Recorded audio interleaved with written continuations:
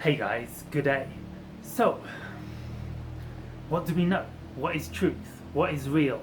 What is misinformation? What is false news? What is fake news? I've been pondering beliefs, like what is truth. Of course, if you follow my work for a while, a lot of what I talk about is kind of fringe theory, metaphysical perspectives, how we create our reality, law of attraction. Beliefs create our reality. So so there's been a lot of stuff in the media lately about fake news, censorship. Of course, YouTube and Facebook are beginning to censor more and more. So it opens up big questions about like what is truth, what is real. Like a friend of mine recently had her website blocked by Wix. She's held a website with Wix, the website company, for quite a while, and she does channeling and life coaching and I can't remember something else. And they basically sent her a message saying we can't host your website anymore because we don't believe your services you're offering are real services.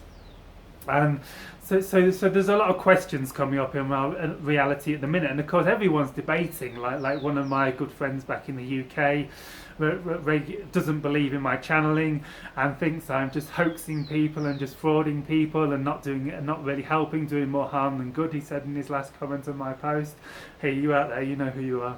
Nice to see you." And yeah, probably see you in the coming year, English people. I'm heading back to the UK in June. Fingers crossed, if all goes according to plan, God's will willing. And so what is true? So for a start, I thought, because we don't know what is true. Like, humanity hasn't got all the answers to creation yet. We don't have all the answers. So who is to say what is misinformation when no one knows what is real? Especially if, like, the law of attraction, this idea that our beliefs create our reality. If like our beliefs create our reality, and Bashar says, believing is seeing. Like, it's not seeing is believing, the old axiom. Believing is seeing. And like, if we look at how, like, these stories of how Columbus, when he set sail to the New World, I guess now the Americas, I'm not a historian, hope I got that right, but when he set up his ships offshore, the natives couldn't see his ship, and it wasn't until his men got into the rowing boats and began to see, they suddenly appeared out of nowhere. And the story goes that because these huge, great, magnificent sailing ships were so far removed from the reality and the belief system of the Native Americans. I hope it's Americans. Yeah, Columbus discovered the Americas. Yeah, guys, drop me a comment below to confirm my my poor history knowledge. But they couldn't see it, and it's the same with UFOs. I had some weird stuff going on with UFOs, whereas they started turning into like apparent airplanes, and then turning into balls of light and flying around in bizarre shapes. And like, it wasn't exactly that, but it's another story. So, like, what is true? Like we don't have a unified field. Like, one of Einstein's goals as a scientist was to create a unified theory of everything, and still scientists today are working on a unified theory of everything, where they can totally explain the nature of reality and how everything works in reality, but they don't understand that. And I don't even think we really understand, like, how the Big Bang happened. You know, like where did the Big Bang come from? Like, what was before the Big Bang? Like, I don't think science can answer this, can you? I don't know the answer. Please tell me, like, why did the Big Bang happen, and what was before the Big Bang, and like what created the Big Bang? Did the Big Bang come out of nothing? Like, no one even knows, like, how the universe and how we came into existence and why we're here and what we are. So, like, you know, what is truth? What is misinformation? What is real? What is false news? I just quickly looked on the internet, and look at this. Like, this is a site called mentalfloss.com. So, you know, this could be anything. This is the next ones are from New Scientist, which is super reputable. Any science guides, as you know. But mentalfloss.com, 12 things we don't know, science doesn't know. 1, why we cry. Science doesn't even know why we cry. So, some of us tear up watching a sad movie. This is a quote from mentalfloss.com, check it out. We're so happy that we burst into tears, but according to science, crying in response to intense emotions doesn't seem to be a useful behaviour, and it might not have a biological purpose. So what science does know is that all tears are created equal. The chemical composition of the tears produced when we cry, which are called psychic tears, is slightly different from the composition of the tears that lubricate and help. Not all tears are created equal. Yes, the science doesn't know why we cry, according to mentalfloss.com. And like, this is just a bit of food for thought. Like, you can't rely on a site called mentalfloss.com. But it's probably true. There's probably some truth to it. How to cure hiccups? I thought that science doesn't. How general anesthesia works? Yeah, science doesn't understand anesthesia at all. Science doesn't understand like what's happening, why we don't feel pain, where we go when we're on anaesthetic. And weird thing, when I was in deep meditation the other day, on a side note, like I went into deep theta state, I was using binaural beats to activate theta waves, deep meditative states. And I remembered that I was in that state when I was on gas. You know when you have gas, like as a kid, when you're having it in the dentist, like, is it laughing gas, nitrous oxide, something like that. And I remembered that when I was on this, I wasn't actually unconscious. I was fully aware of them doing the operation, but I was okay. I didn't feel pain, I don't think. But I was just kind of aware of them going boom, boom, boom, boom, boom, boom. It was like kind of like my ayahuasca experience, where I felt like I died and went into like another dimension, and I was kind of dead, but still aware of my body sleeping. It was kind of like that, and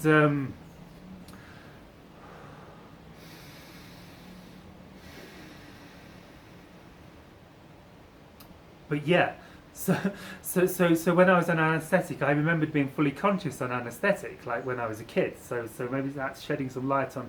But science doesn't understand how anaesthesia works, what on earth is going on, like how Tylenol kills pain. I've got no idea what that means. Why we sleep? Science doesn't understand why we sleep, even the most basic of human things. Why only some thunderstorms produce tornadoes? Why we itch? Science doesn't understand why we itch. How we age. Despite what many beauty experts claim, no one really has aging figured out. Reactive chemicals called free radicals are often blamed, but they're not the sole cause of aging. Shortening of the telomeres. Dr. Joe Dispenza has actually done some work where positive meditation can actually grow new telomeres. So he says you can reverse aging. But he says something like that. Don't quote me. Don't ever quote me, because I'm like, I just say random stuff. Why we laugh? Science doesn't understand why we laugh. How and why animals migrate back to their birthplaces. What dreams are for. Science doesn't understand why we dream. There's no surprise there, because we're going into the spiritual realm here. How turbulence happens. Science doesn't understand. That's interesting, that science doesn't even understand how turbulence happens. It's insane, isn't it? So the placebo effect. So the placebo effect is very real. Like when medical science tests new drugs, they have to test it against sugar pills, and they don't tell the student. And I actually heard in when testing depression and antidepressants, I think it's don't quote me ever, as I say, but something like this, like mental health medication. This is from Joe Dispenza's book, actually, like Becoming Superhuman, or from his series on Gaia, like Rewired on Gaia TV. He was saying that he talks a lot about placebo effect. So this is the effect that you can take a sugar pill. And like they do tests on subjects. They get like 1,000 people, and they give half of them, or they get 10,000 people. They give half of them, like say the medication, like for depression, antidepressant medication, and they give half of them sugar pills, and that supposed should do nothing. And they find out that, and they don't tell them which is which, and because they believe that they're having a medication that can help them, they get better. And apparently in antidepressant studies, 80%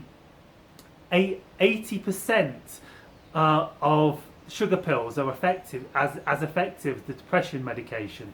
Like the placebo is 80% as effective as the actual antidepressant medication. That's insane, isn't it?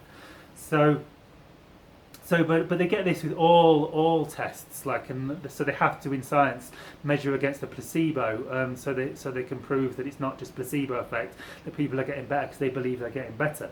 And of course, we in metaphysics we believe we can answer this because we believe our beliefs create our reality.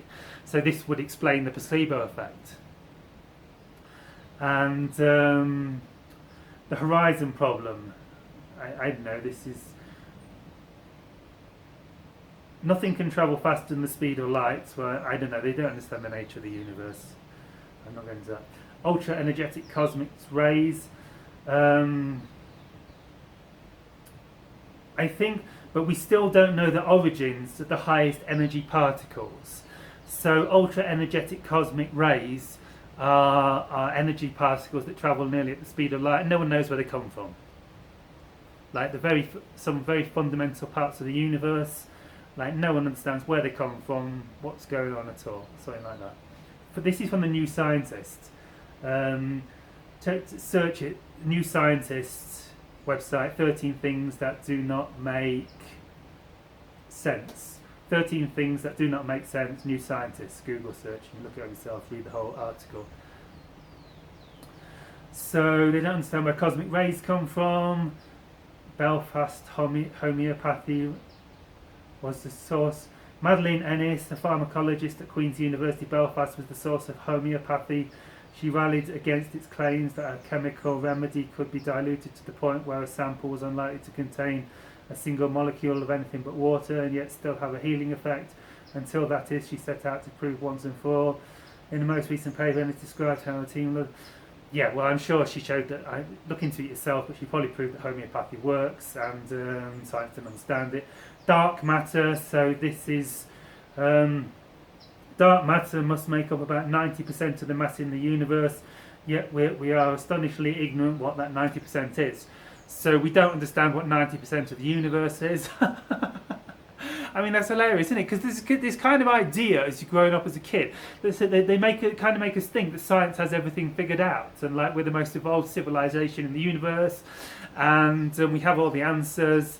Yeah, we don't. Like, what is disinformation? What is false news? Like, we don't understand what 90% of the universe is. Why don't they just admit they don't know? Like, scientists are very, very hesitant to admit they don't know. They talk a lot about what they do know. But the best scientists are very willing to admit that they don't know. Vikings methane.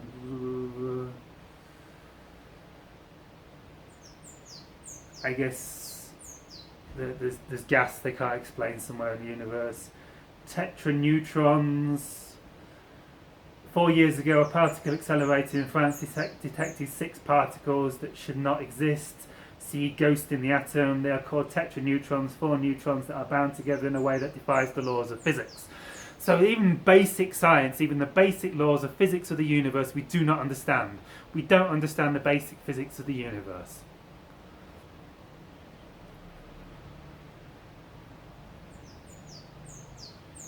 The Pioneer anomaly, I don't know, something to do with spacecraft that are travelling in ways they don't understand.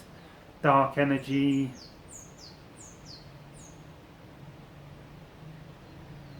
The Kuiper Cliff. If you travel out to the far edge of the solar system, into the frigid waste beyond Pluto, you'll see something strange.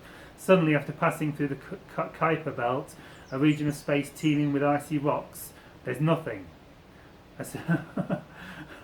Astronomers call this boundary the Kuiper Cliff because the density of space rocks drops off so deeply. What caused it? The only answer seems to be a 10th planet. We're not talking about... This is interesting. Core said now this is a massive object as big as Earth or Mars that has swept the area clean of debris. The evidence for the existence of Planet X is compelling. Whoa, that's interesting stuff, guys. This is in the New Scientist, like total like hardcore science. No metaphysics here. New Scientist is super respected in all scientific fields. So at least it used to be when I was a student. My teachers recommended me study it, buy it, and my mum bought it for me every month when I was doing A-level chemistry on recommendation of the school, the New Scientist. So Planet X, yeah, the story of Planet X is that the Anunnaki, which I've done a recent channeling from the Anunnaki, and the Anunnaki are very famous beings. There's a lot of history written in Sumerian cuneiform tablets, and that describes how there was this race of beings that ruled the planet and were super evolved and could do magic, and I think some of them lived to like 10,000 years old, and they were rulers on Earth many thousands of years prehistory. And the story goes that sometime around now there's this planet called Planet X that is orbiting on a strange orbit that goes out of our solar system and back in, and the Anunnaki are on Planet X, and they kind of come back to our world when Planet X comes back into our orbit. So let's read this again. Interesting stuff, guys. If you travel out to the far edge of the solar system into the frigid wastes beyond Pluto, you'll see something strange. Suddenly, after passing through the Kuiper Belt, a region, I hope I'm pronouncing that right, a region of space teeming with icy rocks, there's nothing. Astronomers call this boundary the Kuiper Cliff because the density of space rocks drops off so steeply. What caused it? The only answer seems to be a 10th planet. We're not talking about Quasar or Sedna. This is a massive object as big as Earth or Mars that has swept the area clean of debris. We're not... I don't know what that means. Are these like mini planets? I don't know. Someone drop me a comment. Tell me what Quasar hold on. Quaoar or Sedna, Sedna. Tell me what Sedna or Quasar is, if you know what it is. The evidence for the existence of Planet X is compelling, says Alan Stern, an astronomer at the Southwest Research Institute in Boulder, Colorado. But although calculations show that such a body could account for the Kuiper Cliff, no one has ever seen this fabled 10th planet. There's a good reason for that. The Kuiper Belt is just far too far away for us to get a decent view. We need to get out there and have a look before we can say anything about the region, and that won't be possible for another decade at least. NASA's New Horizon probe, which will head out to Pluto and the Kuiper Belt, is scheduled for launch in January 2006. It won't reach Pluto until 2015. So I think this is an old article, guys. So they should have discovered a Planet X by now. So if you are looking for an explanation for the vast empty gulf of the Kuiper Cliff, watch this space. So this was so I take it New Horizons didn't discover the Anunnaki and Planet X. Well, they did, and they covered it up because the Anunnaki said, "Do not reveal us to humanity yet." The wow signal. So the wow signal was what the SETI Institute, I believe, picked up, and they thought it could be extraterrestrials, but they probably found out it was, so they covered it up. I don't know. I don't know. I'm joking, semi-joking. Don't quote me on anything. I just speak random stuff. I not remember the new science. It's not so constant constants. So cold fusion. Cold fusion. After 16 years, it's back. Okay, cold fusion is basically free energy. And they're just quickly reading this, check out the article yourself. They're saying something that cold fusion appears to be able to give out more energy than it consumes at room temperature, which shouldn't be possible. Cold fusion can apparently save the planet, like our energy crisis. But we haven't quite got there yet to, like, as I understand, at least. So, Shibai.